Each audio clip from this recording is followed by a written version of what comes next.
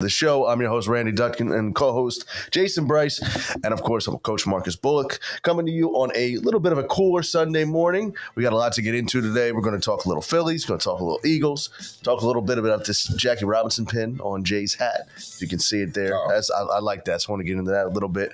And of course, in a little bit, we are going to be joined by Coach Christian Karkik, who was the head coach of the Cherry Hill Senior League U.S. champions, who went all the way. Going to talk about that story, and is also a head coach over at Cherry Hill East High School baseball for the freshman team.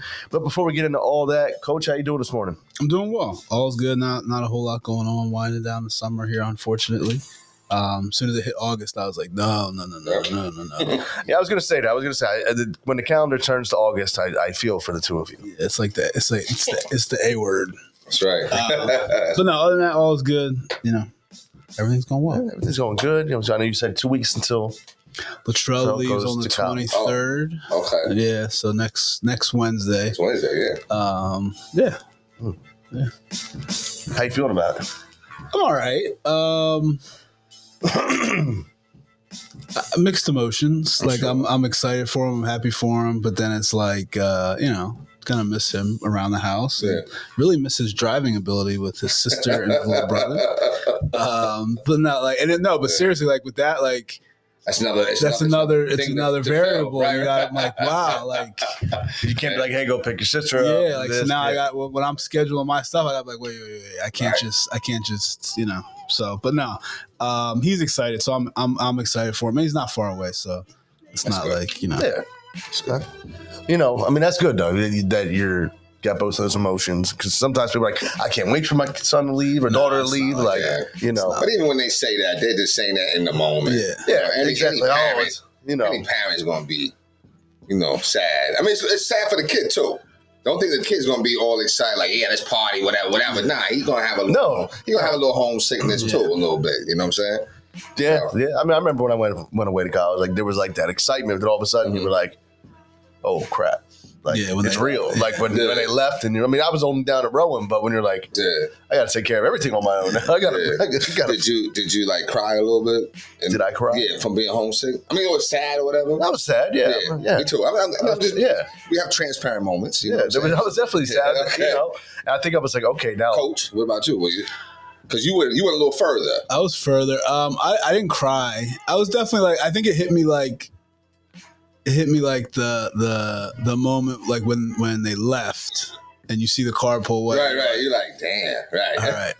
Now what? Were you sitting in the window? Like, yeah. And it was by your own. And for me, it was like, so my parents were very strict. Like we were having this conversation before we went on air, like about times and stuff like that. None of that was happening. Okay. So like my parents were really strict. So like when I got that freedom, it wasn't, I don't think I was like, my initial wasn't sad. It was like freedom. But there are definitely moments where it was like, yeah, I just want to go home. Right. And like, Right. Yeah. You know what's it's bad to say? I remember when I was like, I got to get and find my own food for every meal. Can't just go downstairs and see what's. I think for me, I was good with that because I didn't go right away. I went right from graduation to. Yeah. Well, no, because I went to Camden County for 2 years. Oh, okay. And then I went to. All right. So like for me, I had that. What they call it a gap year now. So I had that gap year. But then when I did go away, I was sad, man. I ain't gonna lie, man. And it really hit me when it came time, like my stomach started churning. And I was like, yeah, I'm not home now. Cause now it's like you got one black bathroom for a whole floor. Oh, God, yeah. You know what I'm saying? Yeah. And everybody don't got the same habits that you got. No, you know what I mean? Right. I remember, it's funny, the two guys that I and even to that,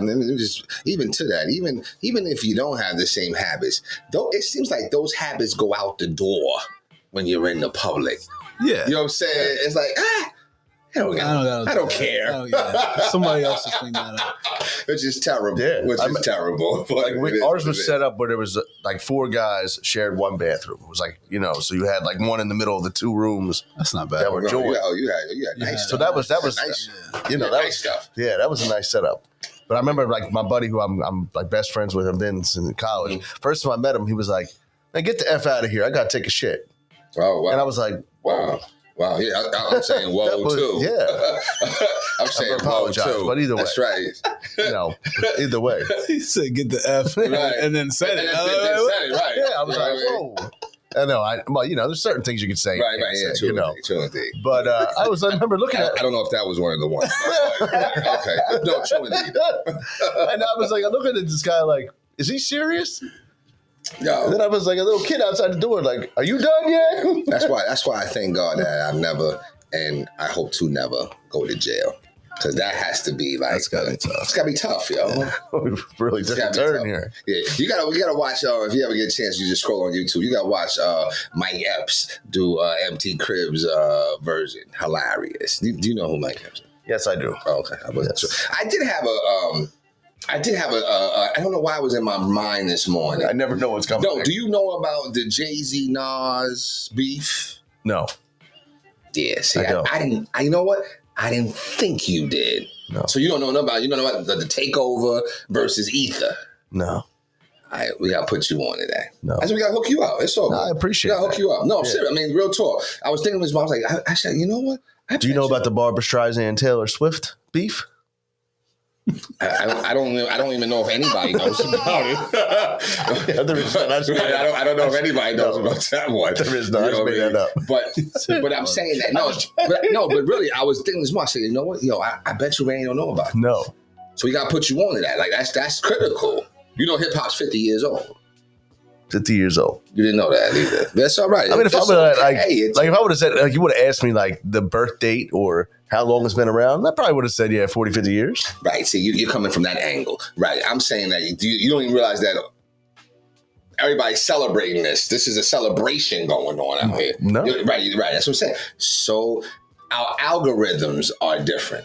Yeah. We got to figure out how we merge those. We got to figure out how we merge because it hasn't come across none of your algorithms. That's true. That's true. Right. That's what I'm saying. Our algorithms are different. But you didn't know about the Barbra Streisand and Taylor Swift beef? I still don't think this is real. No, that's not real. Right, that's what I'm saying. No, but I'm. This it's amazing, This world and how we're going. But anyway, I lost my train of thought. What were we talking about? We were just talking about just college talking about random and everything. So yeah. college. You had it good actually, to be honest. Yeah, that was a good set. I mean, that we was had like a little suite. We had a suite bathroom. Yeah, we had a floor bathroom. Yeah. That's what I had. I had a floor bathroom. Yeah. No air conditioning. You had air conditioning? We had did I have air conditioner? No. Yeah. Maybe it was a wall. It might have been one of those. See, you would remember if you were hot. Yeah. You would remember. You're right. Did you have AJC? I was in New Hampshire. Oh, so now you were good. No, I remember. Came from Boston, man, and at night it's like fall, yo. It's cold. It's cold. I love it. Yeah, it's like fall, man. Like you need a jacket. You know what I'm saying? But it's cool though. But I do like the vibe though. I do like the vibe. You like Boston? I do. Yeah, I do. You know what's crazy is up there? It's like it gets fall, but there's sharks in the water, like in the harbor. Yeah. That's where they go. They go. I just never expect sharks to be that north. Oh no. Yeah, they travel. I know. Yeah, there's an app you can like follow sharks. Yeah. I'm fascinated by sharks though. Yeah, Shark Week. It's Shark Week. How do you follow them? Yeah, there's because they've been able to like get them and they track them. Track them. And put, so it'll show you like pings on this. Yeah. So it is Shark Week actually. Yeah. They got this movie. I think it's called Meg 2. Megalodon. Yeah. Meg 1 was pretty good, I think. And there was this other thing that's on Hulu or something. I just always like Jaws movies. I was always into Jaws. That's why I don't go in the water, man. Really? See, yeah. You didn't like Jaws though? Jaws? It's okay. Yeah, it was all right. Yeah. I didn't think there was a need for a second one. Oh. I liked it 3 and even 4. You know what I'm saying? I mean, I follow them all. You know what I mean? I didn't know there was that many. Wow. Yeah. I put you on. So our algorithms are different. Yeah. It's all good, man. We got to get better. You know what I mean? Well, how are you doing though? I'm okay. You know what? It's been a transformative summer. Let me just say that. It's been very transformative. And I'm gearing up, man. You know what I'm saying? My son just turned 18, so that was a reflection of What was it? my son just turned 18. Yeah, on the date. Okay. Was it the night? I thought you said Naya. I'm sorry. No. Pardon me. I rushed to judgment. I apologize. No, yesterday. Okay, yesterday. Yeah. All right. Mm-hmm. All right. So he turned 18. Good thing he didn't ask for nothing. Didn't ask for nothing because he knew he already got his gift already. You know what I'm saying? He got a car. So he didn't say like, yo, what am I getting on? He just took his car. It was a little scary. Took his car to Wildwood. It was like, oh, you're going to Wildwood? You're going to 18? And then, you know what it is? It's something that happens to kids because it happened to me too. It's like something happens between the night you're 17 at like 10 o'clock to when you turn 18 in the morning. It's like the person shifts like, what are you asking me that for? Like, you know what I'm saying? I can see that bravado coming out. Things like, drop a little. Like, well, what are you asking me? Like, you know, what are you talking about? And I'm like, okay, listen, don't take this 18 thing too far here, okay? You're an adult in the eyes of the world, right, and you're still my son. You're still in the crib, though. You know what I'm saying? So now that's the next adventure to set yourself. If you want freedom costs, so let me just say this clear because I'm sure my son is listening. And if he's not, he goes back and listens. Freedom costs, and that cost has to be paid every day. Every day. So if you want freedom where you can pick and choose how you shake and move, then I think you need to up your income and figure out where you're going to survive at. You know what I'm saying? Other than that, congratulations, son. 18. It's an accomplishment. It's a milestone. It's to be celebrated. So other than that, I'm doing well. Good. Doing well. Good. Guest is on. So we got our guest on. All right. Sounds good. Right. Let me bring him in first. Once again, we're going to be joined by Christian Karkik. Yeah, it's been a minute since I did this, but let me get him on. Let's see. Oh, I still got it though. But now I can't see. I'm a little more mind blind, mellow jelly now. I got to bring it back because I can't see.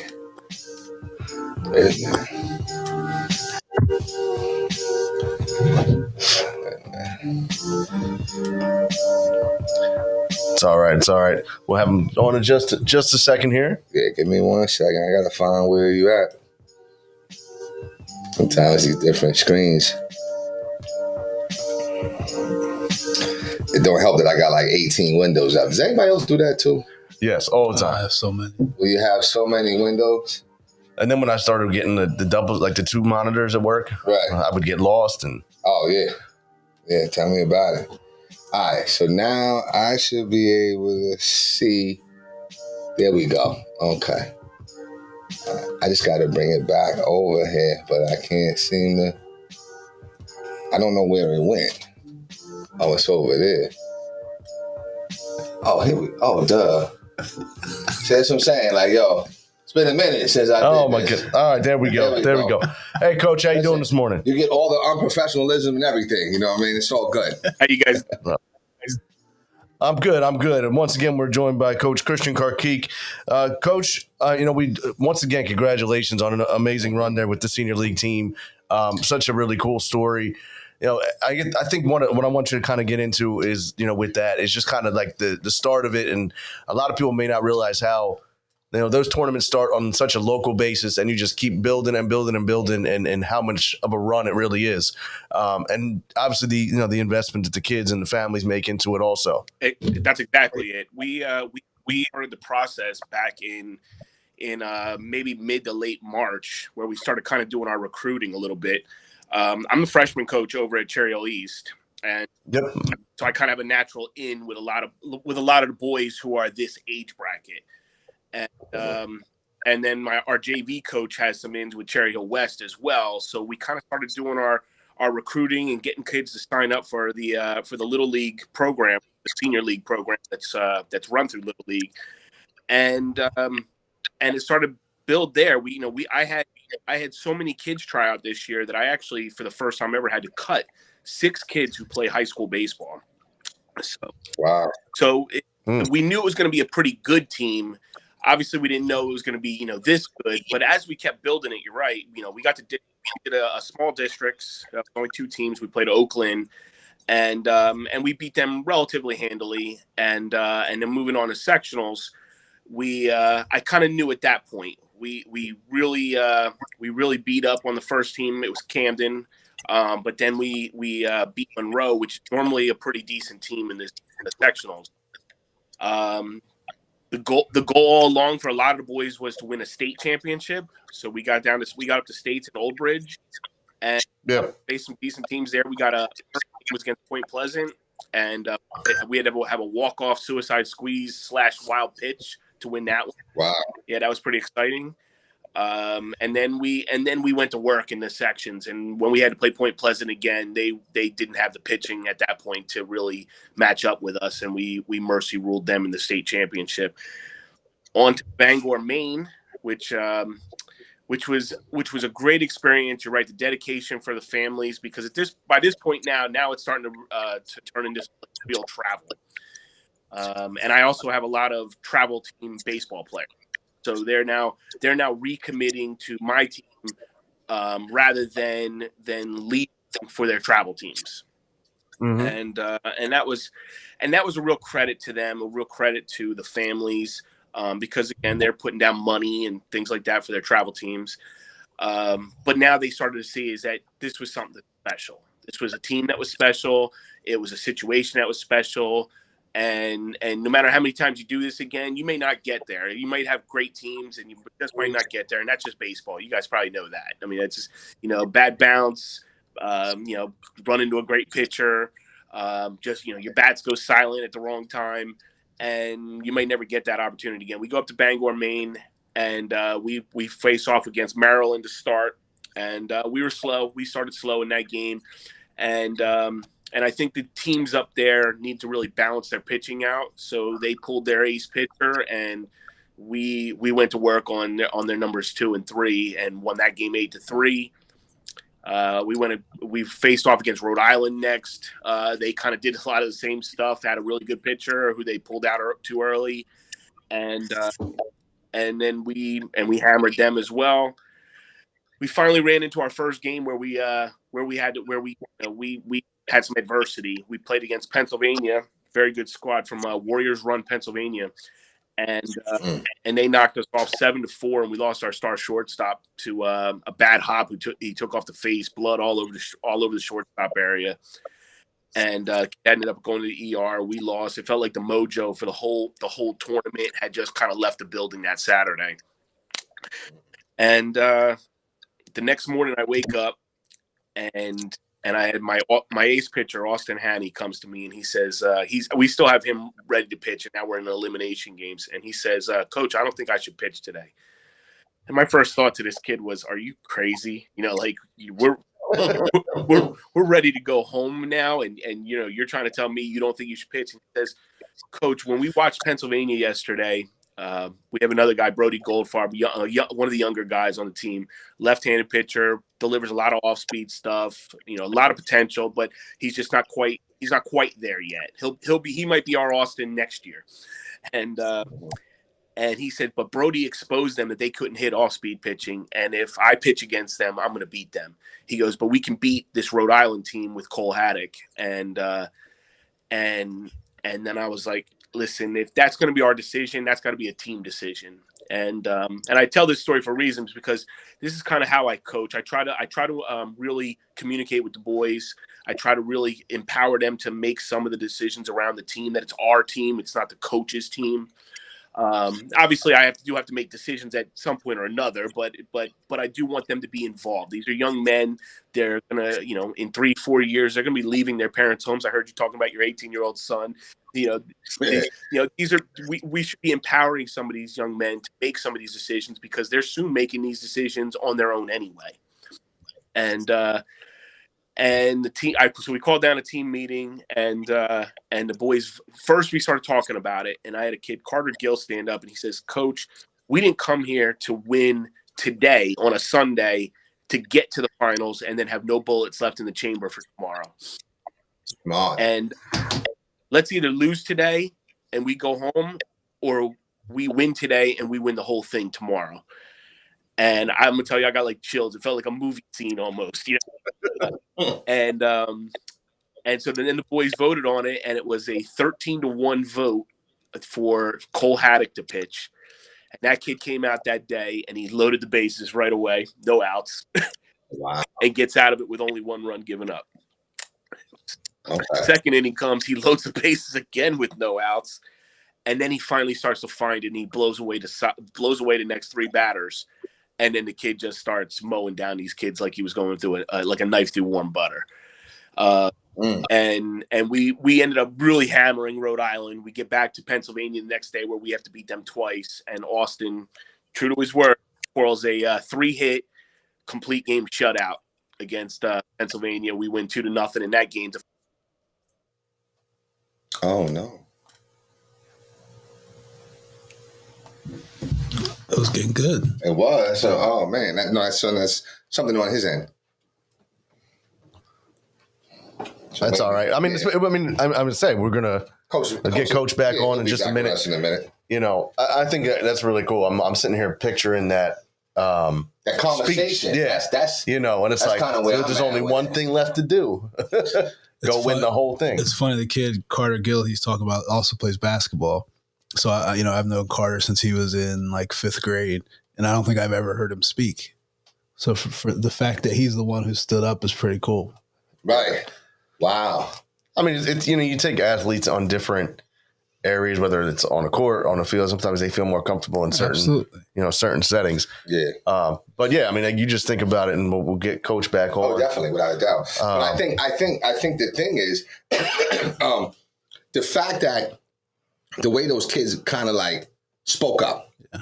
But he deserves credit too. Absolutely. The coach. Yeah. Because. And I want to address it to you because you've been doing your thing for a very long time, and congratulations again. I mean, we celebrated you, but congratulations again on your appointment, varsity coach and stuff like that. You know what I mean? But like, how critical is it for the coach to be able to, of course, have an ego to say, "Listen, I'm driving the bus. You guys gotta follow me." Okay, but then also be humble enough to say, I can listen to the passengers too. I think it's critical that you do both. And my thing has always been in practice. In practice, this is a dictatorship. Right. We're gonna run things this way. We're gonna do everything this way. Blah blah blah. Now, when we get into the game, and there's a critical point in the game. And maybe to a fault, a lot of times I go, all right, what are we going to do? What play do you guys want to run?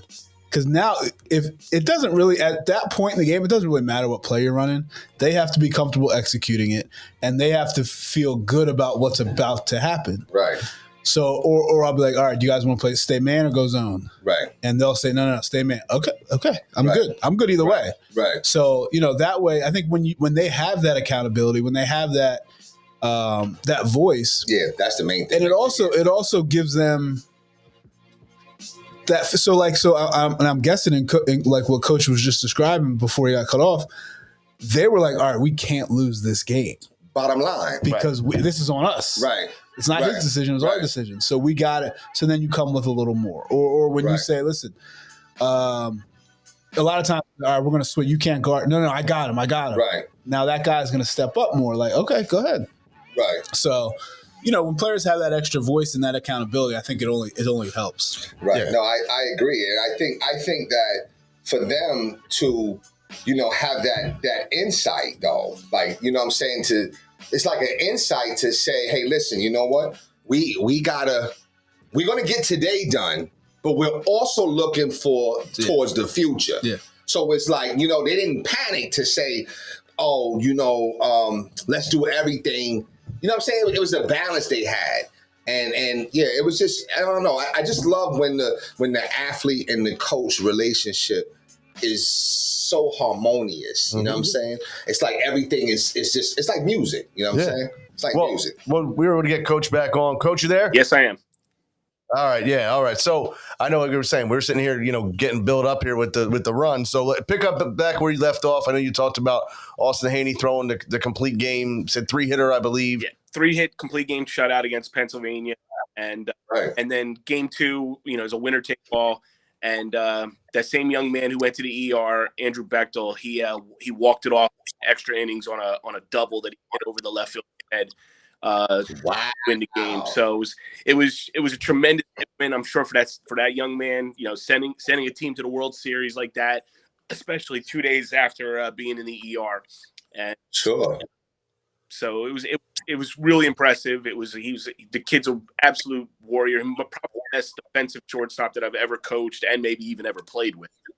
Wow. And that was it. I mean, and then we get to the World Series, and if you guys want to hear some of the World Series stuff, I mean, that was an amazing run as well. Now I gotta ask before you get into the games, like when you go, first of all, where with the World Series, like it's a whole different vibe, and I always see the uniform changes and everything, do all that. Like, to walk us through all that, because like even when I'm watching like the Little League World Series, for example, those uniforms they're wearing on TV were not the ones they started out with. No, not at all. So there's so we fly in on I think it was on a Wednesday, and we they do a fitting that night for us. They supply us the entire uniform, top to bottom, and the kids have to basically get fitted for it, and then we turn in the stuff every single night, the uniforms, because they end up pressure washing everything because they want us to be completely white pants on TV and all that stuff to start the game. So it was interesting. They gave us a host family that kind of helps us navigate the entire area and helps us give us rides, make sure that we get fed. Let's see, we had and then they give the kids, and the kids were looking forward to this because as you guys know, with the 12U stuff, with the Williamsport Little League World Series, the kids all get like swag bags. They get new bats and helmets and spikes and all kinds of stuff, and our kids got some of that stuff too, so that was kind of cool. We're all in the same hotel, so there's 12 teams in one hotel. 6 of them are international, 6 of them are from the United States. And then you guys, not to cut you, Coach, you guys are in, where are you guys at? I don't even know where. Easily, South Carolina. Oh, you down south? Wow. Yeah. Okay. Beautiful complex. There's it's a covered cages, 4 fields, one field that has like a legitimate like jumbotron type thing or whatever you call it.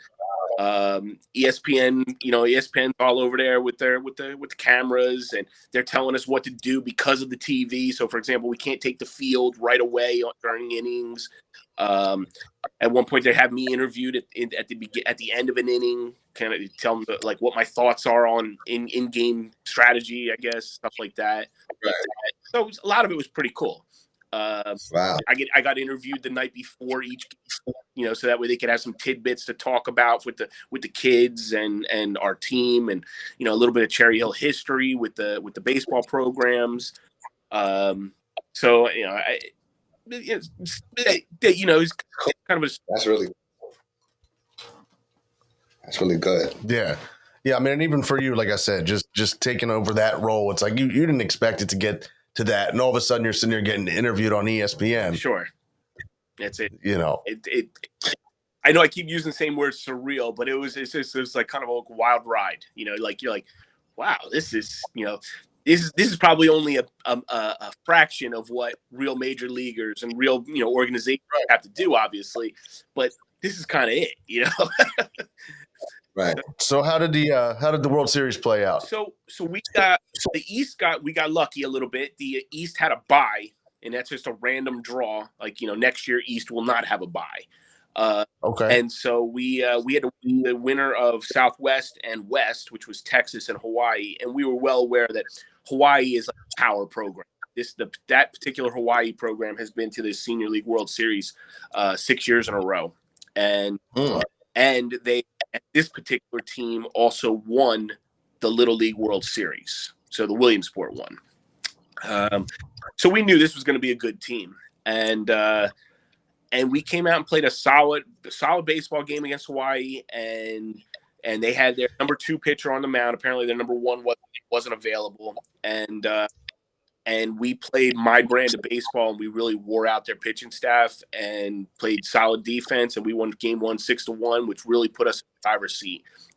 Partially put us, obviously kept us in the winners bracket, but it forced Hawaii, which I thought was going to be our primary competition, into the losers bracket early, meaning that they'd have to play a lot of games to get back to us. And that strategy ultimately ended up paying off because we ended up playing Hawaii again in the United States Championship, and we did face their number 1 pitcher this time, and we worked him the same way we worked their number 2. We made him throw 88 pitches in the first 3 innings. And my teams have a way of wearing out guys. I got the guy who broadcasted the games. I woke up the next day after the first Hawaii game, and he said to me, I've never seen 15 and 16-year-olds grind out pitchers and at bats the way your boys do. And I'm gonna tell you, that's music to my ears, because that's something that I really preach to my freshman team and to our Cherry Hill program about the importance of grinding out these at bats, really working deep into counts and wearing out kids' pitch counts. And so you're more of an old school coach, like with that, wear the pitcher out. Yeah. Sounds like you do small ball. Funny is that actually I do the small ball, but I don't do it quite as much as a lot of our local coaches do, especially at the varsity level. I do think that the outs that we have are precious, and I'm not willing to spend them just so I can get 1 run, especially early in games. I see a lot of teams bunting early in games, get themselves 1 run, get them on top right away. I'm not actually for that. I will start bunting usually around innings 5, 6, 7, somewhere in that part, because I want to win the game at that point. But I'm still looking for 2, 3, 4 runs, and I'm not going to take the bat out of some of my best hitters' hands early in a game. Gotcha. Yeah. So what you're teaching them how to see the pitch, how to kind of like just it's about their vision of how they see the pitch, right? That's how you grind it out, pretty much, right? It's actually a pretty good observation on that. We talk about counts. So if you have a 0-0 count, first pitch of the at bat, you should really only be looking in one spot for where you want to hit the baseball, and that's something middle in. You want to find something that you can drive. Okay. Balls on the outside half of the plate. A lot of young men will still roll over on, and you hit a weak ground ball to the second baseman, shortstop, or the pitcher. So I really want to teach kids to hit middle in fastballs, and if they spin on a first pitch, or a pitch with no strikes at all, they see spin on that ball, I want them spitting on that, because really you're feeding into what the pitcher wants you to do rather than what you want to do, and we go from there. So like to me, a 1-0 count, that might sound like, hey, we should be hitting middle in fastballs again. But often my guys have a take sign on that, because now I've automatically gotten the pitcher to minimum of 3 pitches in this at bat. Gotcha. So that's some of my philosophy. Now, like any good coach, you want to change that kind of stuff up depending on situations. So if I have my cleanup hitter up, and I got men on second and third, we're not taking at that point. He's looking to drive the baseball. Right, he's being aggressive. I got you. Exactly. So again, it's not something that I say, hey, this is how we do things. That's the only way we're going to do things. No, obviously it's baseball situations, and we want to change that out. But for the most part, my doing it work. Good stuff. Gotcha. So now you were saying you saw the Hawaii team in the U.S. Championship and kind of just play us out through that. So the U.S. Championship, we had to beat the host team to get there, and that was a walk-off. It was a much tougher team than you'd think from a team that gets an automatic bid into the World Series.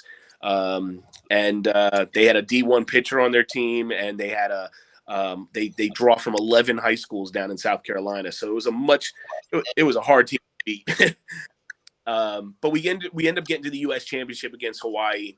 They have their ace, 88 pitches. We wear him out. They go up on us 2-1, and you could feel our fan base are a lot of, because there was a lot of people that came down for the U.S. Championship from New Jersey. That was super special. But you could feel the nervousness, the anxiety a little bit. that, okay, we're down 2-1. Austin was on the mound. They had a much different game plan for Austin this time than they did in game one. Austin threw exactly 95 pitches in game one and threw a complete game 6-1 win. And Austin came back for the championship game, and they were taking more pitches, and they were back on his changeup and letting it travel a little bit and going the other way with it. So they clearly had a much better game for Austin this time around. But he gutted through, and he kept, he basically kept changing up his pitches. Where when they start sitting changeup, he'd hit them with that, that 80-mile-an-hour fastball. And he worked his way through, and then, like I said, we broke their pitching staff because after the number one pitcher was done, it looked like they were tapped out, and you could feel it. You could see the slumping in their shoulders. And later, the Hawaii coach told me, he said, "We've never been mercy ruled ever," and we did that to them in the U.S. Championship, 12-2. It was a little anticlimactic considering our journey. But at the same time, a U.S. championship still has a nice ring to it, right? Absolutely. So then it was a particular inning, though, because you're saying that you were down 2-1, and then you guys mercied them 12-2. That means y'all had a heck of an inning. We as I said, in that third inning, we really wore him out, and we ended up scoring, I think, 4 or 5 in that inning to go back up 6-2. And then the next inning, the fourth inning, they had to bring in another pitcher because, again, that first pitcher was just out of pitches, and we worked him the same way. We didn't change our battle strategy, even though we were up 6-2, and we just went to work. We drew some walks again, and then you get the big hits, and then and then another big hit, and all of a sudden now you're up 10-2, and in the bottom of the fifth, we finished off with 2 runs. Wow! Got another walk off to win it 12-2. Like I said, a little anticlimactic, but sometimes that's the way it works, and sometimes you get the walk offs and the anxiety ridden. Yeah, I'll be honest with you. I love baseball, and I love the Yankees. But I'll be honest with you. I played a little bit when I was younger, but I just learned a whole lot about baseball right now. I really did. I'm serious. Like I always thought I could be a good pitcher because, like, when I played, and we played stickball, we played wiffle ball, I always pitched, and I pitched well. Mm-hmm. Until that one time, Mr. McKnight hit me, and it was my welcome to manhood moment, and I don't think I wanted to pitch no more. You know what I'm saying? But you know what I'm saying? Like even the pitcher, because you said that Austin, he saw that. They were like sitting on his changeup, right? So that means that pitcher has to have that perspective or know how that batter is going to stand to try to hit my pitch. So now I'm gonna switch you up now. You know what I'm saying? So it seems like it's a lot of analysis and strategy that I probably, it's almost like mind games, which I feel like, unfortunately, when I could probably excel in those type of things, unfortunately. But that's what it feels like, though. We did the similar to several points in response. One, you're a Yankees fan, and I'll tell you, I modeled the way we approach the plate is after those 96 to 98 New York Yankees. Yo, listen, I'm having a reaction. I don't mean to cut you. I wanted to say it. I say, listen, he's coaching like Joe Torre. On everything I love, I wanted to say that. But I was like, wait a minute, you know what? Is he a Philly proximity guy? Does he love the Phillies? I didn't know. I love the Phillies, but my grandmother's actually, my father's side of the family is from North Jersey and the Bronx. So I got my Yankees plenty time in. No doubt.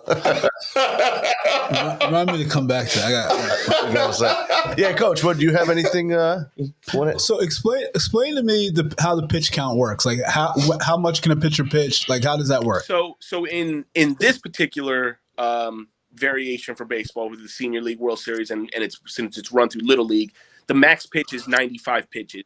And if a pitcher pitches 76 or more, they have to rest for four full calendar days. So if you pitch on a Sunday, you wouldn't be good until Friday. And then there's other pitch limits in there. So if you go like less than 30, you can come back the next day. If you go 31 to 45, you need a full day rest, and so forth. I mean, it goes on 2 days, 3 days. High school has similar rules. They have I think their limit is 105. And these things were built in for safety reasons. You know, Absolutely. because when I was a kid, I probably threw 140, 150 pitches a given day, and thank goodness they don't do that now. So it becomes part of the strategy that you have to use because you know that teams have finite resources. I talk about this with our varsity coach all the time. Is if we're playing a small school, you know, when we draw, like let's say we played a team like Heightstown this past year, and they're a Group 1, Group 2 school. How many pitchers do you really think they have? You know, and so you know, if they're pitching a guy who's pretty decent, let's say you know he might be number 2 or their number 3. Well, the reason they can't throw their number 1 or number 2 is probably because they've already been used that week, or they want to use them for a division or something like that. Let's see what they have after this kid, and how you beat teams. And you know, you want to make sure that you're walking away from a Group 1 or Group 2 school with a win. You know, that should be an automatic win for a school the size of mine. And I feel the same way about the Little League baseball. Good points. Yeah, absolutely. So I got to ask, I saw that, you know, upon returning home, like you got the royal treatment. They had the fire department out there, everyone greeting you at Cherry Hill East. But what did you guys get for winning that? I know you got the banner. Did the kids get a ring, a medal? How does that work? So Little League did give us, they gave us a plaque that was as a World Series participant. The leagues are giving us banners because, interesting enough, Little League does not give the U.S. champion a banner, even though, so I kind of felt a little put out by that because we're going again, for the World Championship, which was the next day against Curacao. We're playing against a team that they can't really monitor. And you know, my boys kind of looked up some of those kids. 5 of the kids are looking at possibly getting international pool money. Oh, wow. And the Curacao as a team is based out of a baseball academy. So essentially you're getting kids who it's a legitimate entire country playing for one little league because they get selected for it. You know, at least that's how I kind of imagine it because there's no other little leagues in Curacao. And they were sizable. They were a good team, and they came out. They bashed us pretty bad right off the bat. We got curb stomped, and I think we could have done better, and I think we could have competed. But I'm not so sure that even at the end of the day, even if I had Austin Haney pitching that game, that we could have beaten Curacao. Love my boys, but that was a team that just physically was going to overmatch us. And with 5 kids who might play, you know, some kind of professional baseball, I didn't expect them to. Yeah. Wow. Yeah. But yeah, we got banners. We got you know, when we went to regionals, they gave us a trophy. They did give us medals. They give us like these pins of like, you know, so it's kind of a cool memento. But the cool stuff is really when we got home. We got brought in by the police. You know, police escort all the way back from the high school from the highway. Which the kids were like, you know, this is pretty wild. This is pretty cool. You know, a lot of people there waiting for us. We had the senior council member. We had some of the people from the Board of Education were there, and we're going on Monday, and then following Tuesday to get like a ceremony from the mayor's office and the Board of Education again. The real cool thing, I think, for the boys, because you know I really preached this to them along the way, especially once we got to states, was the immortality part of the whole thing, meaning that, you know, when other kids go to the Cherry Hill Atlantic or Cherry Hill American complexes, they're going to be able to see those kids' names up there forever. And we're going to be repainting one of the sheds, part red, part purple, to represent both Cherry Hill East and Cherry Hill West, and each kid's name is going to be on the shed forever with 2023 U.S. champions on it. That's pretty cool. Yeah, and one of the other things that I've asked Cherry Hill Atlantic to do is they're going to do a sign that basically is the United States of America, and all the kids are going to be on that, and that'll hang at the complex as well, and as well as the banners that are going to get flown above the field. So it gives them a little purpose, a little, like there's a lot of little guys from Cherry Hill Atlantic, Cherry Hill American who met them while they were there. And I wanted our boys to represent that because I want them to inspire some of those younger kids because I want those kids to be able to get this same opportunity. Cherry Hill was at one time, a feared baseball powerhouse in this area. Yeah. And I don't want to say baseball's dying, but we all, you guys all probably have heard about, when you listen to it listen to Phillies games and they talk about how, representation is down from certain communities in baseball. I know like Jimmy Rollins and Ryan Howard have been really trying to put a lot of money into that to get inner city kids to play more baseball again.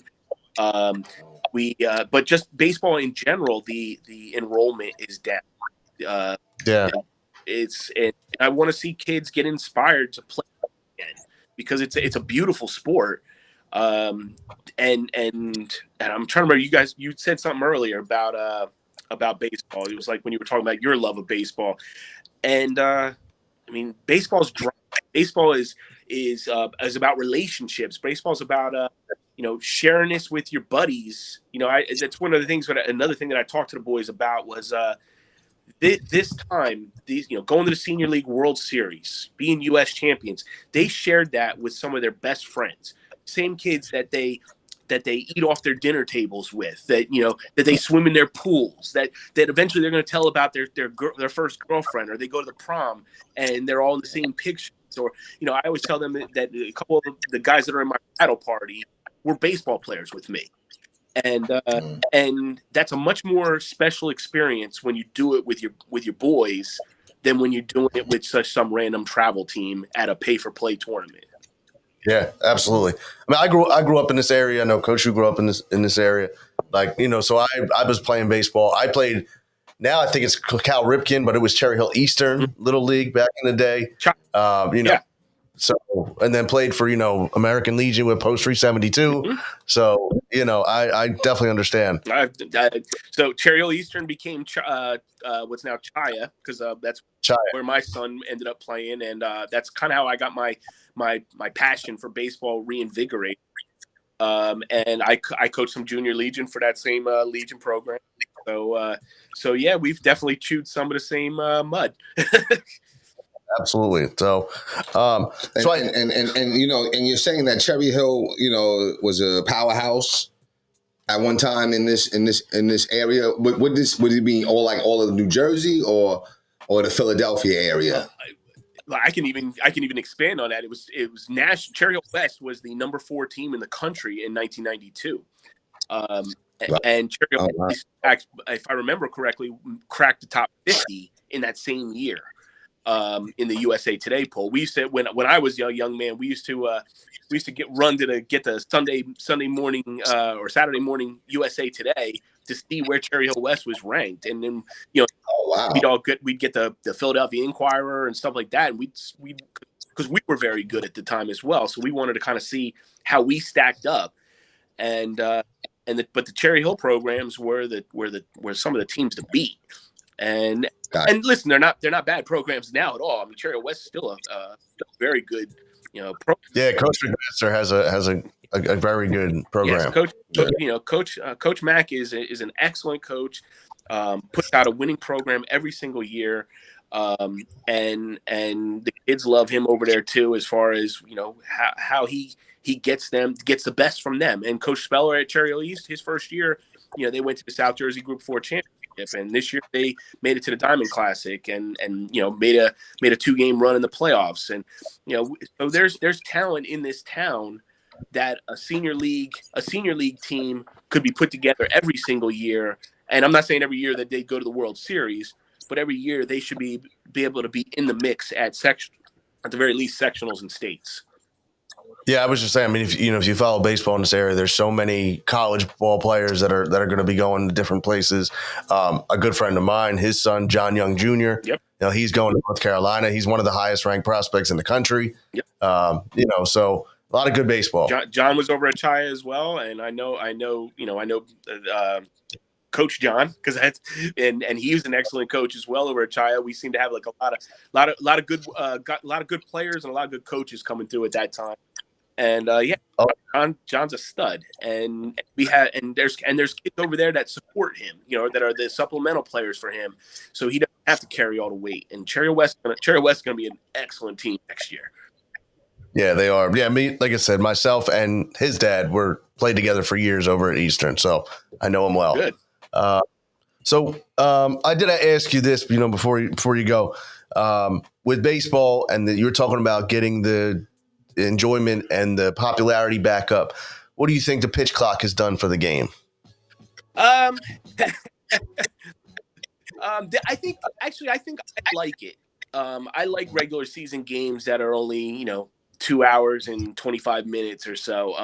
I know this starts there. Obviously Aaron Nola's not loving it, but I think some of these moves have really helped the game, and it speeds it up. And I think some kids will be are going to get a chance to watch some of these games and watch them in their entirety. I think that I don't necessarily know if that's going to help the popularity of the game, though. I think the problem with some of baseball is stuff that can't be really fixed. Is that you have 9 players, and those 9 players aren't really rotated players much the way you would have in hockey or basketball or even football to an extent. So the participation level becomes hard to sell to young men, especially in this age where we're competing against video games, other sports, your cell phone nonstop. That I don't necessarily see how baseball is going to work its way out of that. Gotcha. All right, Coach Jay, you have anything else for Coach? I guess my last question is, so when you're watching baseball now, Major League Baseball, mm-hmm. Who are the teams that you're rooting for? Or what team is your special team? I'm a Phillies fan. No doubt about it. I've always been a Phillies fan since I was a little kid. My that Yankees thing was really like, I love my grandma and I'd like to see her happy. So, but I understand. But I'm a Phillies fan. I grew up on Mike Schmidt. A lot of lean years. But my senior year was the 1993 year. So very excited. With Miss Williams. So have you been to both stadiums, correct? Yes. Yeah. All right. Which Wall of Fame do you enjoy more? The one at CBP or the one at Yankee Stadium? Come on, that's not even a question. No, it's a fair question. No, it's a fair question. Why wouldn't it be a fair question? The one I enjoy more is going to be at CBP. The one that I say has more lore is going to be Yankee Stadium. Okay, all right, no doubt. Okay, I was going to say, even as a diehard Phillies fan, I'd rather go see the Yankees Wall of Fame. Really?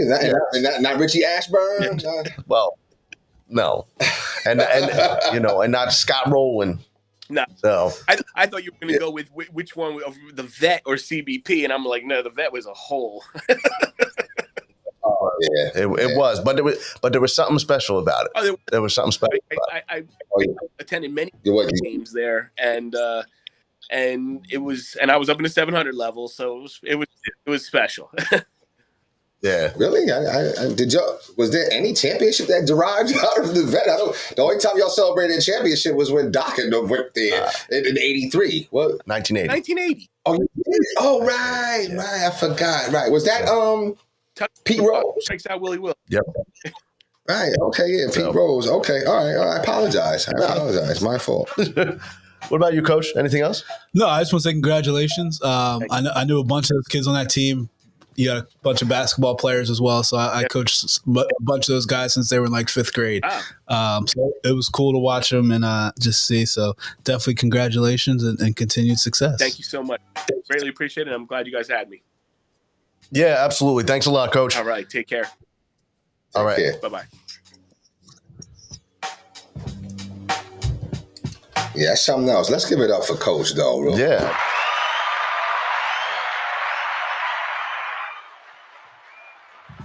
I was nervous. It's been a while since you've done that. Yeah. No, it still comes, though, man. You know what I mean? Yo, listen, I love the interview.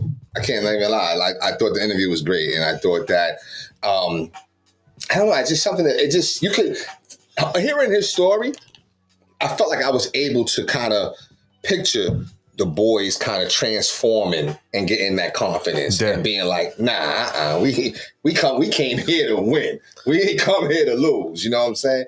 So that I kind of, I don't know, it resonated with me a little bit. It did. I just love to see.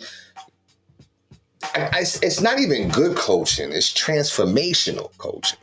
You know what I'm saying? Because those boys, the only thing I have to add to it, even if you don't know the kid next to you, when you get to that level and you're doing that level of winning, I do think that now that stranger has now become a brother because you guys have shared that moment. So no matter what, you guys are going to go down and yo, remember back when we was back? Because I'm sure, because I'm sure we all have guys that we played with, teams, and you were like, remember we won X, Y, Z, or this game. I can still talk to, I could talk to my man Lawrence. I could talk to Mike Corbett, and we could talk about, hey, listen, remember we played St. Raymond's and they was cheating, and remember we played this one, and remember when Lawrence hit the game winner versus in the St. Bonaventure tournament. Like, you remember all these different moments, you know what I'm saying? Or when Chris Saligov, he kind of dissed us. We went to school with him, but he didn't want to play with us. He wouldn't play with Our Lady of Peace instead. You know what I'm saying? And how that was like, we would get on him a little bit, like, yo, you traitor, like, how you gonna play with your boys or whatever, you know what I mean? So, like, you always have those memories, you know what I'm saying? I just think, I'm just fascinated for the kids because that's a memory that they'll always have. Yeah, it is. And like I said, bringing it together with the East players and the West players and doing all that. But it was. And, like, the involvement that the parents have and the families have is just, very, very intense. So, and I think I said it starts out as like just a local tournament, and then you just keep growing. Yeah. So yeah. Well, that's good stuff, man. So shout out to all the Cherry Hill. Absolutely. And once again, that was Coach Christian Karkik who was with us. Go check out our interview with him. Mm-hmm. So, but I gotta throw this out there, sure, because it bothers me. Okay. With high school sports, with people not respecting Cherry Hill. What people don't understand is if Cherry Hill has 2 high schools that they pull from, I don't think there's another town around here that does that. If you combine Cherry Hill East and Cherry Hill West, there's not many sports that we would lose at. I agree. Yeah. I agree. Yeah. I mean, that's something that everyone always forgets. Yeah. People sleep on how big Cherry Hill is. Yeah. Cherry Hill is huge. And it's just, I don't know. It bothers me. You think they sleep on it though? I mean, I don't know. And I don't know. Anytime I go, been around playing, anytime you face a Cherry Hill squad, you're facing, they group 4. So you facing that level of expectation and talent, But yes, I agree. You know what I mean? I agree. But what I'm saying is, I guess Camden's the same way because they have 2. But most of the talent goes to one school. To one school. For a particular sport. Right.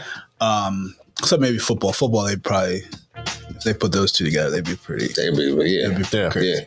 Yeah. Even basketball now, they'd be even better. But anyway, I think if could you take a school like, I don't know, Washington Township? Huge, though. Huge. Yeah. Huge. It's the same thing that Cherry Hill High School would be. Right, that's a good point. Yeah. Right? Yeah. But it would just be dominant. Yeah. And in most sports. Yeah. I don't know. Just we were talking about how he was talking about how, Cherry Hill used to be whatever. It still is what you're saying. Well, it triggered me. Yeah, no, it's all good. Now, but the thing is, I often say it too sometimes. Like, Cherry Hill is like, it's huge, man. You could be on one side and be like, yo, you live in Cherry Hill. I'm like, oh, okay, I'm right there. But you're a half hour. You're like a half hour away. You know what I'm saying? Like, yo, it's like huge, man. You know what I'm saying? Like, so. I don't know. I love the area though. I can't even front. I love the area. So and the basketball has always been on point, and it's just a good thing. You know what I mean? I love Jersey. I can't even front. I love Jersey. Oh, that was my other question. Yeah. North, South, and Central. By your logic, Mhm. what baseball team should New Jersey people root for? That's a great question. Oh, Just wondering. That's a great question. And I guess for that matter, basketball. But basketball, is the Nets, right? But they're not. but They're proximity. in Brooklyn. No, I don't talk about proximity. That's your No. definition But of they're in proximity. Brooklyn. So if I'm a new, Oh, I know you're talking about now. yeah, now, Oh, like now. today, That's a good question. and football.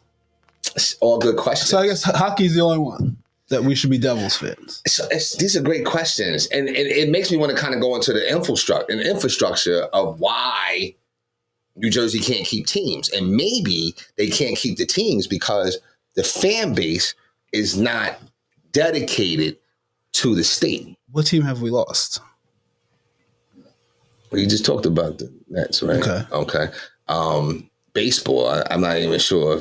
Did you have a baseball team? Not that I know. You had the Trenton team, right? That's a You minor- that's we a still minor- got it. That's a you minor still league. for the Yankees. So you should root for the Yankees then. Okay, that's What minor league team? But Trenton, What minor league team plays in? no one cares. But that's irrelevant. No, it's not irrelevant. It's irrelevant. It's It's not irrelevant. fair to say it's No, irrelevant. it's irrelevant. It's not fair to say. say it again. What minor league team plays in Jersey? Trenton Thunder.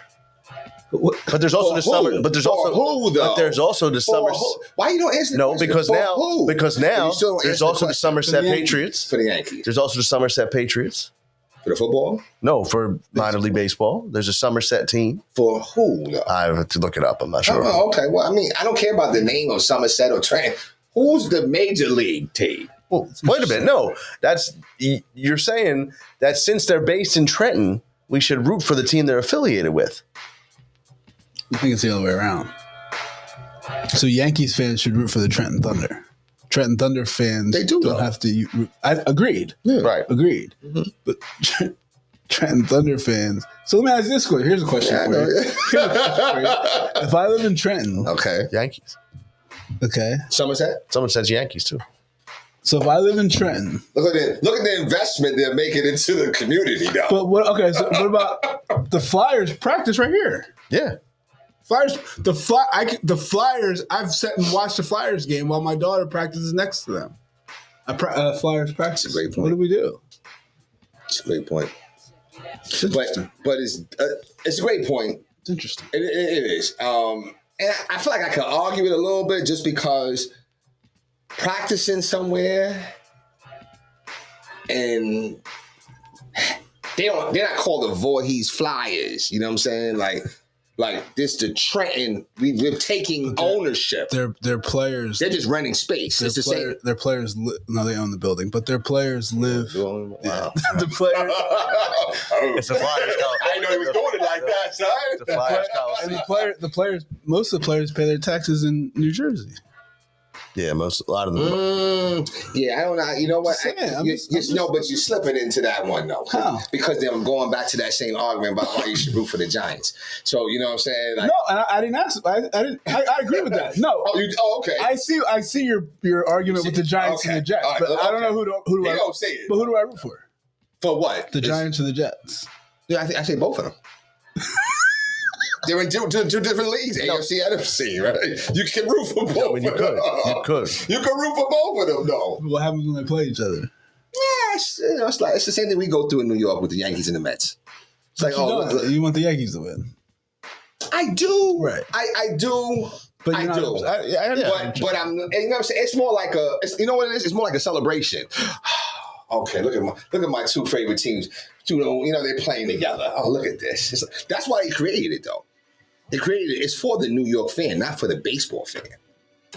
That Mets Yankees thing is for the New York fan, not for, you know what I'm saying? And I think that's the purpose of the interleague, right? I agree. To see what things are kind of close related. Like you hear the Chicago has they have 3 teams. Damn. 3. Yes. Right? Am I bugging on this or it's 2? Who's their third team? Oh, it's 2. There's Cubs 2, and yeah. White Sox. Cubs, White Sox. That's it, right? I Yeah. don't know why they thought 3. No, but So right, you got Los Cincinnati and Cleveland. Los so, you know. Angeles has 3. 4. Well, California does. California does. California does. Yeah, okay. Yeah, you're right. Like 4, right? But like, yeah, in Ohio, they got a couple teams. Cleveland, Cincinnati. Yeah. So nobody else, right? no one else. Florida's got Tampa Bay and Miami. Miami Marlins, Tampa Bay. Yeah. So I don't know. You know what I mean? But You're all right. I mean, that was created for that. it's great for that stuff. You know what I'm saying? So it's for the fan experience. My thing is, you know, it's just like when I shared it on Facebook. I know you guys don't respond to me. You know what I'm saying? But I'll start responding when everything is in a shot. When everything's a shot, there's no point. No, I'm just asking. Like that was Listen, I like Coach Bird's response. right where he said something about what did he say? He said, "Oh, I do rock my proximity team," or yeah, right. and it was the Phillies, Sixers, yeah, the Sixers. You know what I mean? But y'all didn't watch none. Y'all didn't root for none of those Nets teams back then. Never, not even not even a Jason Kidd. I don't era. like Jason Kidd. So that was about the era. I don't like Jason Kidd. Wow. Okay, so then It was like, oh, wow. I was reading another day where there was that Miami team had talks of bringing Jason Kidd onto that team really, when LeBron won the ring, and it, you know, I was like, wow. yeah. I mean, I just think that that Nets team was crazy. That Nets team. Yeah, but I mean, I'm not gonna root for the Nets. I'm not a Nets fan. That's understandable. That's all right. I mean, listen, that's going to be a forever. Speaking of, did you see? I'm sure you did. Where they said that they're stopping pursuing the trade of James Harden.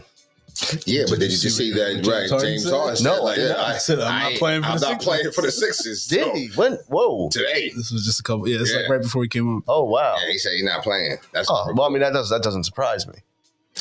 I mean, when like that was the thing because that was the Sixers basically saying like you're gonna have to just do what you got to do. But I knew it wasn't going to work out. Well, I didn't even see what he said. I did not want him. I don't know if it's like an official like thing. He just said. Adrian Wojnarowski reported, "I'm not playing for the Sixers." Part of me says sometimes he's just blowing smoke a little bit. I mean, you know what? Because I'm like, yo, how you cool with these cats, and then I mean, what do you think about that? Like when you cool with people and then you act like this. Like let's say you was to come to, like let's say you did do like the Ben Simmons, like cats still could bang with you. Like I couldn't. The NBA is different, man. Like these guys, I don't know why. Like I don't know how. I don't like these guys. Even like a LeBron, right? When he's like, "Oh, we got to make some trades. We got to get rid of some of these guys." Right. But then nothing happens, and they just keep playing. Like, right. Like, didn't you just want to get rid of me? You wanted to get rid of me? Like, don't. Right. Like, you know what I mean? Like, so I don't know how. I don't know how it happens, man. But like, they do it. I guess because they have to. Like, I mean, you think about it. Like now, if James does come back. And Joel's like, well, you don't want to be here. Like, you're not going to give me anything. Right. Because it's almost like, is he really going to play? Is he really going to be, right? Engaged or whatever? I don't know. I you know what I'm saying? Because you got engaged version of James Harden and it still was not good enough. Imagine what you're going to get if he's not engaged. Yeah, I don't know. I never wanted him. You know what I'm saying? I never wanted him. And this is what hurts. Because I never wanted him. Of course you root for him because you're like, okay, well, when you're here, let's see what we could do or whatever the case may be. But I promise you, I never wanted him. No, I believe I never wanted him because it's the character. People, you can't escape character, yo. You can't escape it. You try to, you can't, and he's mad, I mean, of course he wants a max contract. But of course we're like, well, listen, don't give him no max contract. No. You know what I'm saying? But you knew you couldn't forecast that. And that's the problem. See, now that's different than how those kids were. The kids had more foresight on the Cherry Hill team than maybe, say, Daryl Morey. You know what I'm saying? Like, you knew that he was going to want a long-term thing. You probably even told him, like, yo, just come. We got you. I'm your boy. I got you. You know what I'm saying? No, I agree with that. I think Morey, I don't think he wanted him to opt in. Right. Like I think like once they couldn't sign him for the 2 years, whatever it was, I think Morey was like, all right, well, we're just done with him now. Let's go try to get somebody else. And then when he opted in, it was like, oh shit. I think that's what hit them. Well, he had to opt because nobody else was going to get no bread. But then it's like, okay, you chose to opt in because nobody else is giving you anything. Right. Like at some point, don't you have to have that as a human being, that realization, like, oh, I can't get anything else. Right. You would think. Or Like, I'll give you an example. Like, there was a period of time before I came to where you're at when we came together, at the best job in America. Great job. The best jobs. Great job. If not the best job in America. I had lost like 2-3 jobs in a row, bro. I had to take a look at myself. The first time I'm like, yo, it's them. The second time, it's them. But I'm on the fence straddling like, is it me? Could it be me? Maybe. Third time, I'm like, yeah, I gotta look at myself. You know what I'm saying? What am I doing wrong? How am I coming across? Whatever the case may be. So now, go back to James Harden. See, that's the thing. When you're making this kind of money, you're able to do whatever you want to do. Your ego is crazy. Yeah. So that helps. That's going to take away your accountability. Like, did you ever think like, maybe nobody wants you because, like, you there's something changed about you, or you're not doing what you used to do, or people starting to realize like you could hide behind certain things, but eventually those things come out. And that thing that came out is that in big moments, you come up very small. That's the truth. Agreed. I don't think that's what came out, though. I think what came out is this is the third team you're trying to leave in 3 years. Okay. Like, we're not investing in you. That's a good point. Yeah. Like, we're not gonna invest. If you can get here on this cool 1-year deal, and we don't have to give up a lot, all right. Yeah. But we're not gonna invest in you because that in next year you're gonna be trying to get back to Houston, and then the year after that you're gonna be trying to get back to Houston. But I totally agree with that. But let me add, though, if I can, and actually let me know if you think this is fair. If he was still playing at like LeBron James level, would that matter though? They would want to be gone. They would want to throw out one. You know what I'm saying? Well, of course, yes. He's definitely on the decline. There's no question. And that's why I don't think he's ready to. Okay, right. I got you. I think that's the problem. I mean, if he was still, it's like the AI thing. Like AI would have been in the league, and AI would be coaching. I think AI should be coaching somewhere. AI should be doing these things. But I think towards the end, it's like he couldn't like handle like the adjustment. You know what I'm saying? Still playing, and he still plays at a high level. Like he was, 20-11 this year or something? Like, yeah, he does. I mean, like he had good numbers, but he's just not the same as he was. Right. So now, like, what team needs that? There's not many. And you also don't know which version you're getting every night. There's not many teams that need a guy who's going to dominate the ball. That's the thing right there. Dominate the ball. And score 20 points a game. If you're going to dominate the ball, you got to be in the 30s. Right. Yeah. Right. That's a good point. That's a great point. I don't know. I just hope my team gets it together. Listen. Training camp's coming up soon, and I'm excited for basketball. And we got to see something. All the signs is saying about Tyrese Maxey. So hopefully, you know what I mean, he's improving on his game and whatever like that. But I know we got to go soon. I do want to, and I'm jumping, you know what I'm saying? So please forgive me. I do want to go about these Phillies, though. Okay. Talk about them. All right. So they on the win streak? They lost last night. Okay. Yeah, but before that was like, 7 in a row, something like that? Yeah, I think they were 9 out of 12 or something. Okay. So I kind of want to get into, I do feel like, but first and foremost, I'm going back to school. I made that decision. Congratulations. Yeah, so I'm going back to school in January. I'm going to pursue a doctorate. Okay. With that being said, I'm going to somehow figure out how I can do like a thesis or an analysis on the Philly fan at some point. I'm not sure how I'm going to do it, how I'm going to freak it. Go ahead. You don't think it's impossible? I think it's impossible. You think it's impossible? But because there's no rationale to it. Okay. So there is not. Yeah, there's no consistency. There's no. No, but. And I'm not trying to get on you. That's okay. But this is what we do. Listen, I've known you for long enough. Right. This is what we do. It's all in good fun. The Trey Turner. Right. The ovation. The polar opposites of emotions that you go through. Listen, I admitted I was wrong. Right. But why did you have to even, like, why'd you even go there to just like chop him down at his lowest point? Listen. And then now he has a little success, and now he's back in good. He's back. No. He's back in good gracious until the next slump, and it'll be, you know what I'm saying? Like, why? It's almost fair weather to me. It's a little fair weather. Listen, and I think that's the issue. But my thing was, I didn't find any need for the ovation. I was not a fan of it at first. I was like, he just needs to perform. This was like an old school, hard Neanderthal thinking. No, I don't think it's Neanderthal. I think it's you come with the tough love. Yeah, but I get it. But and that's the thing. Like, I'm gonna support you. You were happy as I don't know what when he came. Yeah, but also we didn't get anywhere near the version that we were supposed to be getting. Now, I mean, same thing can be said for Nick Castellanos. And that's my point. We just went through the same thing last year. Castellanos struggled all last year. Then towards the end of the season or the playoffs, he was solid, okay. And then this year he's an all-star. Yeah, so like he's got 20 homers. Like we just went through it. Like what?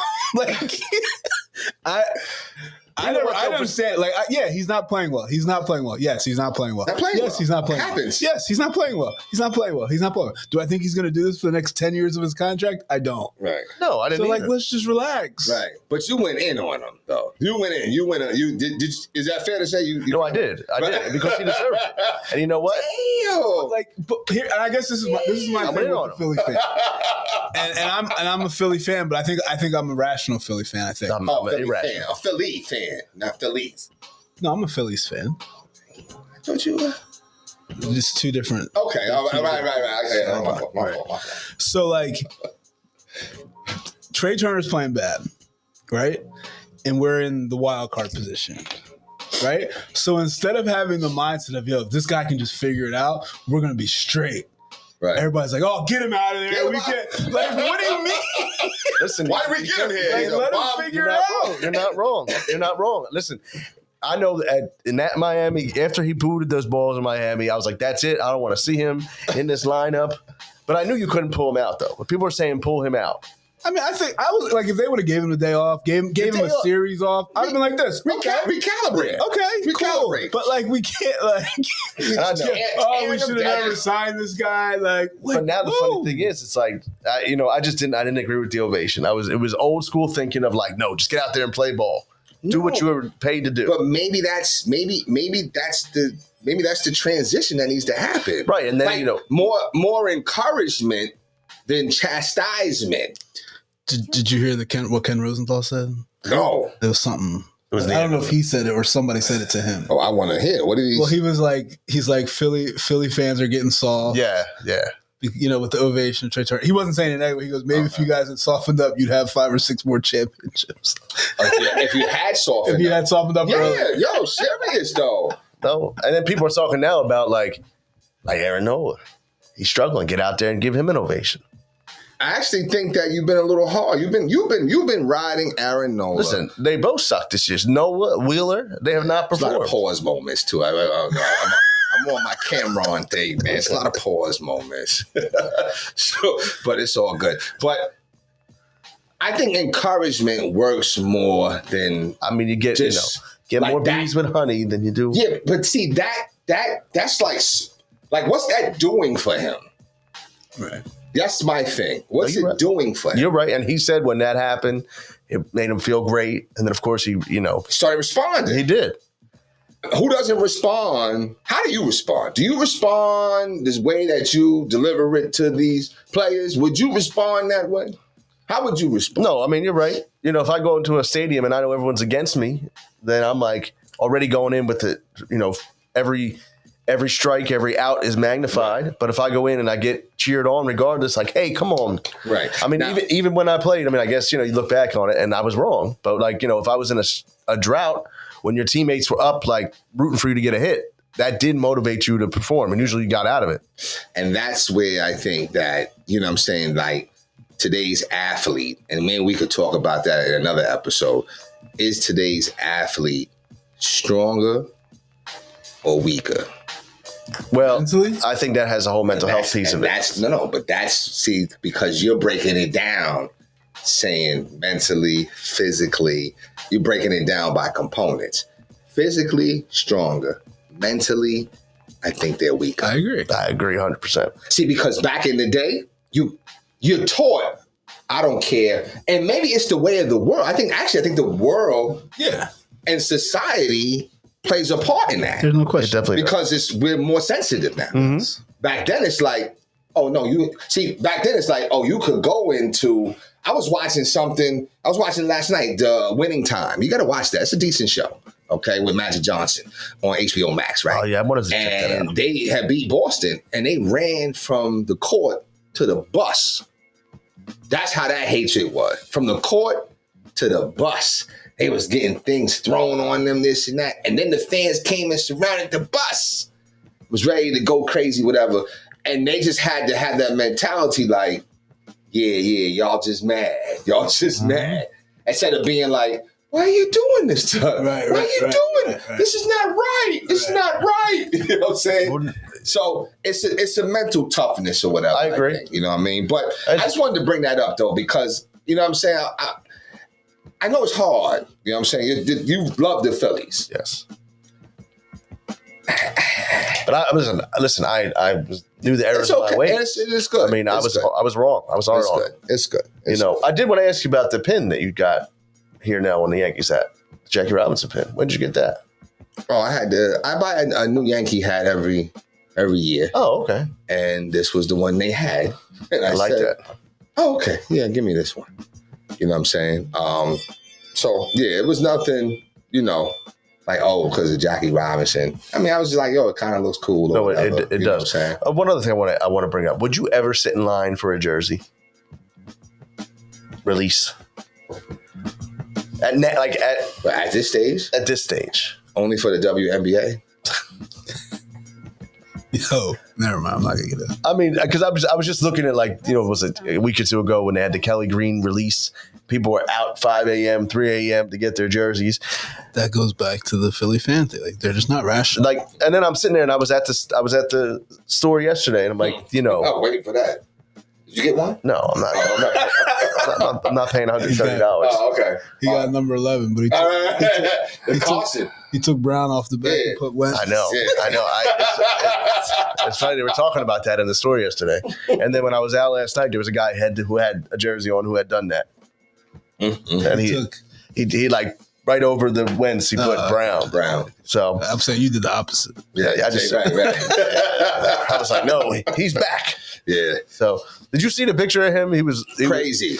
He was in an Eagles helmet. I think that's hilarious. Yeah, he's doing it to be funny. Yeah, he was. So yeah. But anyway, but what was the angle for him?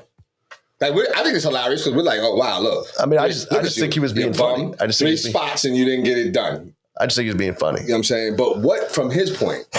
He's probably trying to say, he's got to bring. I'm seeing the error of my ways. Okay. I think it might have been too, because now he's got no. Okay. I messed like. Okay. Because he's got nothing now, and he's not even in the league. Nobody wants him. No. So I think that's what he's trying to say. I've matured. I see how I was. Sign me.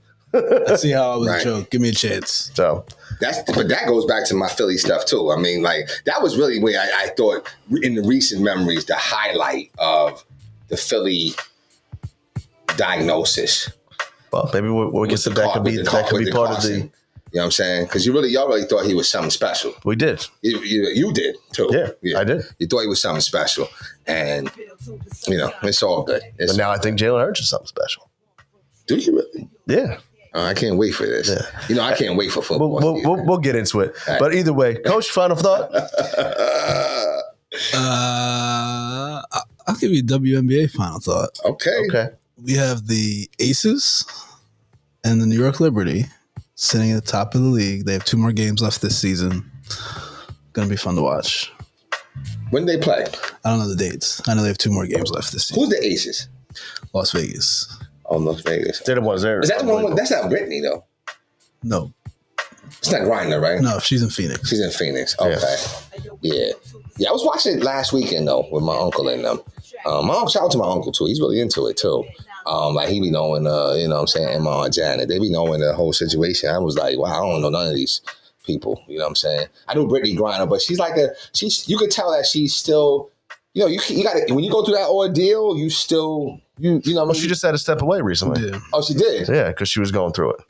Like, how long? Like, within the last week or so? That's a couple weeks, yeah. I think she took like a week off or something like You that. could tell. Yeah. You could tell something is a little off. Yeah, she said I have to take it. Yeah, some time away. because that's, you know, and plus she's not, you know, it's different. Like it's almost like you're coming back from injury. Yeah. And sometimes, you know what I mean? So, you know, but shout out to her for continue to grind and whatever like that. Shout out to just all the people in sports too. I think sports brings it brings people together, and we need more of that. I think, you know, with some of the recent things going on, you know, in America and stuff like that. It's funny, I was just in Montgomery.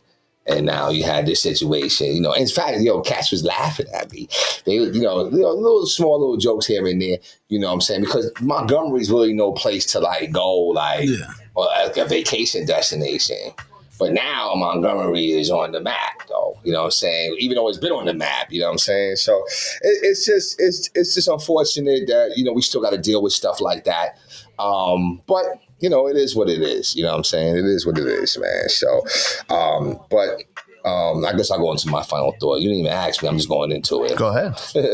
August, Coach said it first. August means back to school, pretty much. So, gearing up for school and, you know, just trying to finish this last little summer out strong, you know what I'm saying, before the winter comes. It is time to get back to learning, though. I'm ready to get back a little bit. It's good stuff. We're going to be looking forward to that. Absolutely. And your breakdown of the Philly fan. I just think it's like, I mean, really, all I do is just observe you. It's not a disrespect to you, but I mean, it's like, because when I worked with you and they lost, you would be really upset. I was a different man then, obviously. Now it doesn't impact me the same way. When your birthday tomorrow?